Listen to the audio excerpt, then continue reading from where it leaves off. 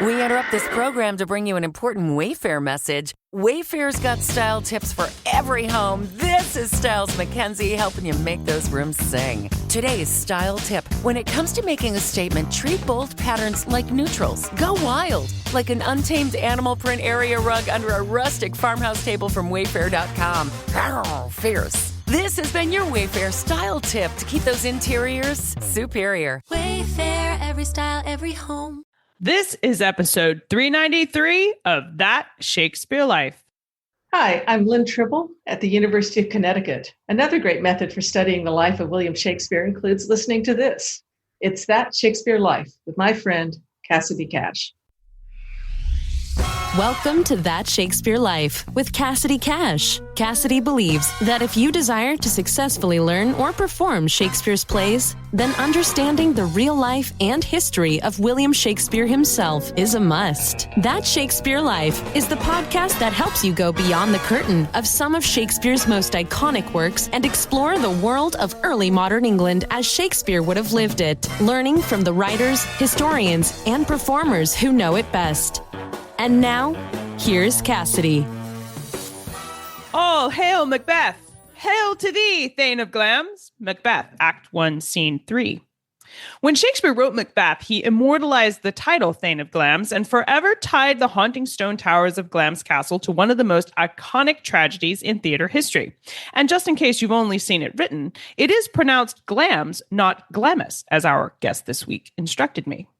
But what did Glamis Castle really look like during Shakespeare's lifetime? What stories were unfolding there in the late 16th and early 17th centuries? How do those real events compare with the legends Shakespeare helped shape? To explore the historical legacy of this dramatic estate in Scotland, from royal connections and renovations to the myths that swirl around its corridors, we're delighted to welcome Glamis Castle archivist Ingrid Thomson to the show to help us shed light into the shadowed halls of this legendary castle. Ingrid Thomson is the archivist at Glamis Castle, where she has curated several exhibitions, including Women of Glamis, Ghosts of Glamis, and Glamis Castle Recipes and Remedies. She also compiled a Glamis Treasury, published in 2022, to commemorate the 650th anniversary of the Thanage of Glamis. With over 35 years of experience in the field, Ingrid brings deep historical insight and archival expertise into the stories preserved at Glamis. Learn more about Ingrid and Glamis Castle in the show notes for today's episode. Before we dive into our conversation today, I want to remind you that you can see some of the history we'll be discussing by following along in the detailed show notes. These include pictures of Glamis Castle, portraits of the real Macbeth, and other history tidbits. You can access these extras while you listen to the show by logging in as a patron at CassidyCash.com/episode 393. That's CassidyCash.com/EP393. And now, let's dive into the history. Hello, Ingrid. Welcome to That Shakespeare Life. Hello, Cassidy. Lovely to meet you. Shakespeare opens Macbeth with the line, "All hail Macbeth, hail to thee, Thane of Glamis." Do we have any historical record of the title Thane of Glamis existing? And if so, who would have held this position during Shakespeare's time? Yes, we do. The earliest known historical record was in 1372, when Sir John Lyon was granted the Thanage of Glamis by King Robert II. And 4 years later, he married the king's daughter, Princess Joanna Stuart. The title of Lord Glamis was first granted to Patrick Lyon, Sir John's grandson, in 1445, although a thane was essentially a lord in medieval Scotland. His descendant, John Lyon, the 8th Lord Glamis, succeeded in 1558 and died 20 years later when Shakespeare was 14 years old. And John was succeeded by his son, Patrick Lyon, 9th Lord Glamis, who accompanied King James VI and to England following when he acceded to the throne following the Union of the Crowns in 1603. Patrick would undoubtedly have met Shakespeare at court during this time. And in 1606, the king granted Patrick the title Earl of Kinghorn, which was extended in 1677 to include Strathmore. Patrick died in 1615, 1 year before Shakespeare, and was succeeded by his son, John Lyon, 2nd Earl of Kinghorn. So 3 generations of Lyons existed at the time of Shakespeare. How did Glamis Castle look during Shakespeare's lifetime? Were there major renovations done between 1564 and 1616? There were. Glamis Castle was actually built in the 1400s, and it's undergone many changes and additions in the centuries following. Between 1435 and 1459, Patrick, First Lord Glamis, began working on building an enormous detached L tower of 3 floors, all of which were vaulted. And then the castle was seized by King James V in 1537, and he held court there until 1542, during which time it was remodelled into a palace. In 1603, Patrick, Ninth Lord Glamis, began the transformation of the castle into a Renaissance palace, marked by 2 further floors of chambers and galleries, a magnificent stair tower, and an impressive roof line. The Great Hall developed into an elegant drawing room. A plaster overmantel with its caryatids and coat of arms of King James VI and First was completed shortly after 1603. On the left are the thistles of Scotland, and on the right, the roses of England, which intertwine in the centre as a symbol of the union of the crowns. And then Patrick's grandson, Patrick III Earl, transformed the medieval castle into a symmetrical and castellated mansion in the architectural style of baronial Baroque. And the west wing and northeast wing and chapel were built in the 1680s. But there were many other additions after that as well, and changes. It's an interesting place, Glamis. Is that still there, the overmantel with the thistles on the left? Oh, yes, absolutely. I can send you a picture if you like. I would love to see the picture. Well, who lived at Glamis Castle during Shakespeare's lifetime, and what role did they play in Scottish political or court life? Were they involved with James VI of Scotland, who would go on to become James I of England? Absolutely. Patrick, Ninth Lord Glamis, was a great friend of King James VI and First, who, as I've said before, elevated him to become Earl of Kinghorn in 1606. 2 years earlier, Patrick had been sworn in as a Privy Councillor, so he was in effect an advisor to the king. There is a letter from King James VI and First to him in the castle archives, dated the 29th of March 1604, in which the king expresses his views on the union and invites Patrick to attend a meeting of the estates in Edinburgh on the 24th of April 1604.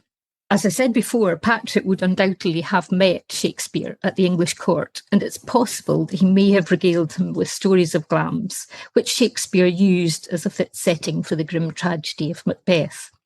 There's sadly no documentary evidence to suggest that Shakespeare visited Glamis. However, the Perth Kirk Session minutes, which are held at the National Records of Scotland in Edinburgh, apparently detail the authorisation of a performance by Shakespeare's company, The King's Men, whose manager, Lawrence Fletcher, received the freedom of Aberdeen on his visit there in 1601. The Annals of Aberdeen reputedly record that the company performed several times in the town and were rewarded with 32 marks for their services. I've not seen these original records myself, so it'd be interesting line of research for one of your listeners to source them properly. Undoubtedly, we have several people furiously taking notes right now. So if it's true, then it is feasible that Shakespeare may well have been part of the group and that he may have visited Scotland, perhaps even past Glamis. We like to think so, but sadly there's no documentary evidence. Fingers crossed that something will come up. Would Glamis Castle have been a symbol of power or royal favor in the late 1500s and early 1600s? I mean, would Shakespeare's audience have recognized Glamis as a familiar or politically charged location? Yes, very much so. Glamis has a long history of royal connections. In fact, there was a royal hunting lodge on the original site where King Malcolm II died in 1034. So that was just 6 years before Macbeth killed King Duncan and succeeded to the Scottish throne. As I said earlier, the castle was seized by King James V in 1537 after Janet Douglas, Lady Glamis, was found guilty following false accusations of treason, and she was burnt at the stake. It was her misfortune to be the sister of Archibald, Earl of Angus, King James V's stepfather, who he despised. The king held court at Glamis until his death in 1542, and 20 years later, Mary, Queen of Scots, visited Glamis with her entourage and dined in the Great Hall, perhaps to make amends for her father's vindictiveness. As I said before, Patrick IX Lord Glamis was a Privy Councillor to the king, and in 1604 he was appointed a commissioner for the union of Scotland with England. He then was elevated to the title of First Earl of Kinghorn, so contemporaries would certainly have viewed Glamis Castle as both a symbol of power and royal favour. Glamis Castle is famous for ghost stories and mysterious legends. Were there any of these stories already circulating during Shakespeare's lifetime, and is it possible Shakespeare knew about them? It's difficult to be precise as to the origins of the ghost stories, but given that King James VI wrote Demonology, a seminal work on witchcraft, sorcery, and supernatural forces in 1597, such happenings were clearly of interest at the time. Therefore, it's quite possible that Patrick IX Lord Glamis would have regaled ghost stories at the English court. One story goes that late one Saturday evening, Lord Glamis was playing cards with the Earl of Crawford, who was known as Earl Beardy, in a room situated in the thick walls of the crypt. That's the oldest part of the castle. The card game continued into the night until a servant interrupted the card players to remind them that it was now the Sabbath. But Earl Beardy retorted that he would play cards with the devil himself if he so chose.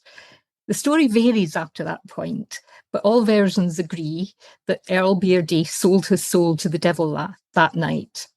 And strange noises were apparently heard coming from the room for many years, until the family actually had the room filled in and the entrance closed. And the only traces left today are the marks where the new stone was added to fill up the original doorway, and the view from outside the castle if you stand at the fountain, where visitors can see the window of the room blocked up. Another well-known ghost at Glamis was known as the Grey Lady, and she's reputed to be the ghost of Janet Douglas, Lady Glamis, the one who was burnt at the stake in 1537. Janet was devout, and it's believed that her ghost still prays in the chapel at Glamis. But interestingly, the chapel was not built until the late 17th century, so around 150 years after Janet's death. But tradition persists to this day that those about to enter the chapel should knock 3 times to warn the Grey Lady of their approach. But it's unlikely that Patrick would have shared this story with King James, because, of course, it was his grandfather that executed Lady Glamis. Not polite dinner conversation. He might have kept that one out of the conversation, yes. How has the portrayal by Shakespeare of Glamis Castle in Macbeth shaped public understanding or tourism at the castle? Do modern visitors come there looking for Shakespeare's Glamis? I think many do, actually. Glamis is probably best known for its association with Shakespeare's play Macbeth, which was presented, of course, to King James VI and First and his guests in Hampton Court's Great Hall in August 1606. And 400 years later, in August 2006, Glamis Castle actually held a special event to mark the anniversary of that first performance. As your listeners, of course, will be aware, the slaying of King Duncan by Macbeth, in fact, took place at Elgin, not at Glamis. Nevertheless, the Macbeth tradition does live on, and it's still a tourist attraction. We have an innovative Macbeth sculpture trail that's been installed at the East Woodlands at Glamis, featuring 7 wooden sculptures by Neath Art and Sculpture, fashioned out of wood procured from the estate, so oak, Douglas fir and noble fir. There's also a great theatre tradition of outdoor plays at Glamis during the summer, and Shakespeare's plays are always popular. A BBC production of As You Like It was performed at Glamis Castle in 1978, and the producer, Cedric Messina, commented that Glamis was very beautiful, very romantic, and very Camelot. Now I'm going to have to see if I can track down a copy of this performance. If I find it, I'll place it in the show notes so you guys can see it too. That would be good. Yes. If there was one thing you'd want listeners to know about Glamis Castle, something that maybe doesn't get asked a lot, what would it be? Well, nothing brings the castle to life more than a guided tour of the castle itself, where visitors can hear stories of the family and view their portraits and artefacts in their historic setting.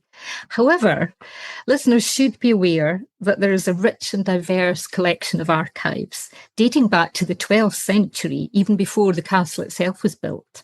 We've started to run special events called An Afternoon in the Archives, where visitors can step back in time for a unique insight into the treasures of the castle archives. Because these document not just the lives of the Strathmore family, the castle and the estate, but also a wide spectrum of society, both locally and nationally and internationally. One of my favourite records is the 17th century culinary and medicinal recipe books, which include recipes for gruesome things like worm broths or oil of toads. One that stands out, which always makes me chuckle, is the remedy to confirm memory, which suggests anointing the arteries of the head with the gall or gallbladder of a partridge once a month, which you really wouldn't want to forget, would you? It sounds pretty gross. I feel bad for the partridges. You have to go and track that down every month just to keep. But it does sound like some of the, Eye of Newt that appears in Shakespeare's Macbeth. So many Shakespearean reasons to visit and pour through their archives there at Glamis. Yeah. Now, if we wanted to explore this castle history further and on our own, where should we begin? What are some good resources we should look into when we want to know more about Glamis Castle? Well, the Glamis website, the castle website is very good. It has a historical timeline and it has the Women of Glamis exhibition that you can walk through and various sort of frequently asked questions as well from the archives. But also people can send me an email directly to ingrid@glamis-castle.co.uk with their research interest, and we can take it from there. The initial research is undertaken free of charge, but there are charges for any subsequent follow-ups or visits. And as I work at Glamis part-time, appointments need to be made quite well in advance. Yes, this is an amazing research opportunity to get to explore several of the many things that we have talked about in our conversation today. And all those notes I know you're taking furiously about whether or not Shakespeare would have come to Glamis Castle. So many questions worth exploring. So definitely dive in there. And Ingrid was kind enough to provide us with a list of resources that go well beyond what we can share here on the audio. But I will place an entire list in the show notes for today's episode. So make sure you stay tuned for the URL for where to find those. Now, Ingrid, we ask everyone this next question here at That Shakespeare Life, and that's, what's the one book you would take with you on a deserted island? My friends in England tell me I'm supposed to allow you the complete works of Shakespeare and a copy of the Bible. So your choice would be in addition to those. Well, I would, of course, have to say A Glamis Treasury, which was published in 2022 to celebrate the granting of the Thane of Glamis to Sir John Lyon. So it's the 650th anniversary. Contributors were invited to choose a favourite item or memory from the castle or estate and to describe why it was important to them. So this book highlights the varied treasures of Glamis and the rich history, heritage and wildlife it has to offer. Particularly amidst uncertain times, the permanence of Glamis is reassuring and the lovely photographs complement the stories in the book. I don't mean this to be a plug, but I should just say that it is now for sale at half price for £15 in the castle shop and can be ordered online. That's fantastic. I know I'm going to go get a copy for sure. This is exciting and quite appropriate selection for your desert island stay. Well, what's next for you? What are you working on now that you're excited about? We're expanding the archives, actually, because I'm running out of space into 2 new rooms, and we're installing new shelving, which is an exciting prospect. Work starts at the end of next month, and it will be wonderful to have a bigger search room to accommodate more researchers and group visits. Core cataloguing continues, so I'm constantly learning new things, which is wonderful. Being an archivist is such a journey of discovery.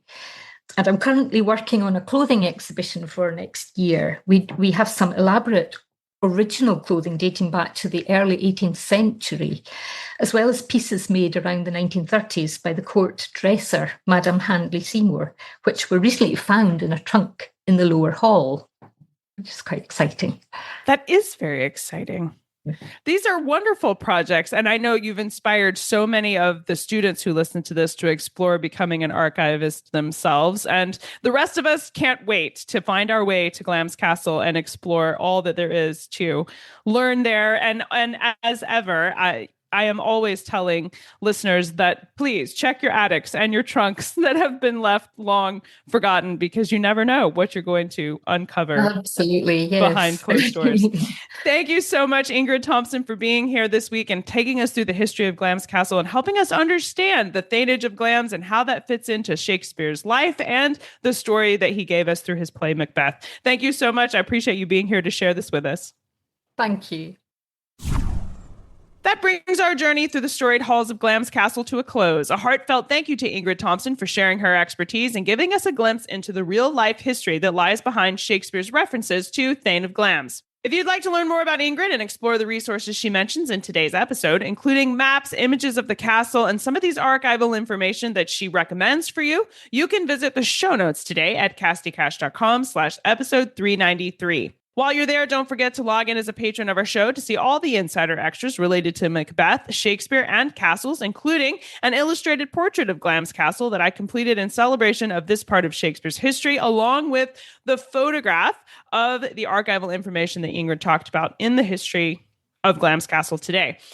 Patrons can access all of these extras from the detailed show notes for this week's episode. And again, that URL is cassidycash.com/episode 393. Spelled out, that's cassidycash.com/EP393.